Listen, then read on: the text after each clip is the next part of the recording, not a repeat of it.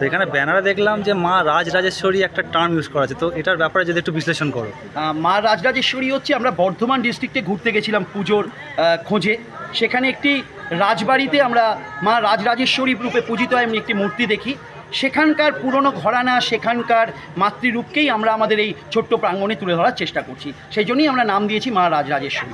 তো বেসিক্যালি সাবেকি টাইপেরই পুজো। না, সাবেকি এবং থিমের মধ্যে দুটোর মধ্যে একটি মিলিত প্রচেষ্টায় আমাদের নিজস্ব কল্পনা শক্তিকে অ্যাড করে সেখানে আমরা ঠাকুরটি মূর্তিটি তৈরি করছি।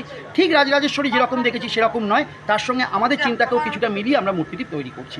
তো এই প্যান্ডেলটা করতে কী কী ইনস্ট্রুমেন্টস বেসিক্যালি ইউজ করছো? মেনলি এখানে বাঁশের এবং ইউজ হবে, এবং বিভিন্ন রকমের কাপড়েরও ইউজ করা হবে। তার সঙ্গে সঙ্গে ওর সঙ্গে মিলিয়ে যে যে কাজগুলো লাগে সেটা আমরা এখানে করব। আমাদের শুরু হবে হচ্ছে, প্যান্ডেল শুরু হবে হচ্ছে জন্মাষ্টমীর দিন 15ই আগস্ট থেকে।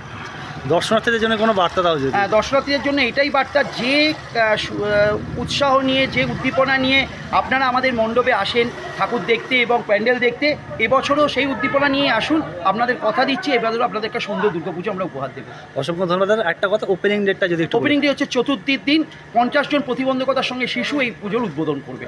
অসংখ্য ধন্যবাদ দাদা, পুজোর সময় অবশ্যই দেখা হবে। ধন্যবাদ।